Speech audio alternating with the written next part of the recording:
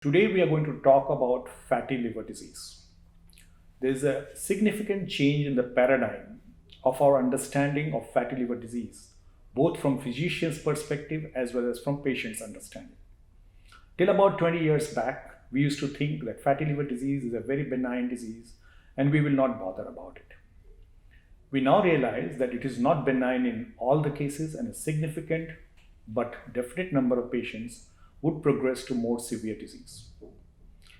Fatty liver disease is very common, affecting almost 20% of the population. That means 1 in 5 individuals would have fatty liver disease. Let's see what is fatty liver disease and what causes it. Fatty liver disease means that normal composition of fat in the liver, which is around 5%, is increased.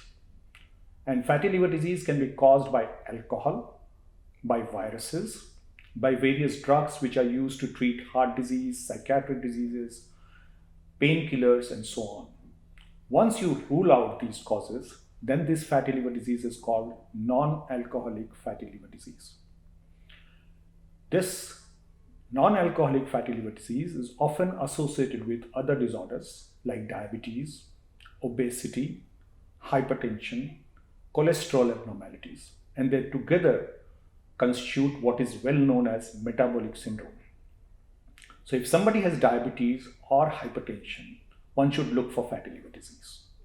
We should also understand that in our country, even lean individuals can have fatty liver disease, so called lean fatty liver disease. So, even in these individuals, we should always be suspicious of fatty liver disease if there is some abnormality in the blood test or an ultrasound.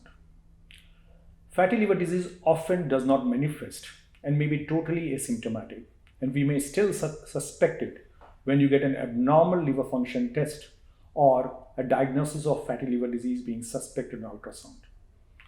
Later on, the patients may develop some symptoms which may be initially very mild, like little discomfort in the abdomen or tiredness towards the evening. However, as the disease progresses, all the florid signs of liver disease may manifest, which can be jaundice, swelling of the feet, swelling of the abdomen, bleeding from the various sides, and so on. So there is a whole spectrum of fatty liver disease. From the initial end, it is just fat or fatty liver.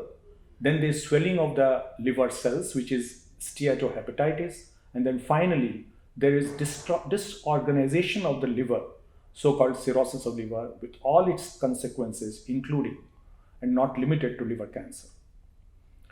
So, we should always look for this disease, and if it is found, then we can assess the exact percentage of fat by doing a quick MRI, or by doing an elastography we can see what stage of fatty liver it is. There are some drugs which are available in the market to retard the progression of fatty liver disease. But even today, the main treatment for fatty liver disease is lifestyle modification. This includes exercises, weight loss, and so on. So, to summarize, while there is no need to panic once you have a diagnosis of fatty liver disease, one should not totally relax as well, because, as I said, a small but definite percentage of these patients can progress through more severe liver disorder and even cirrhosis and cancer.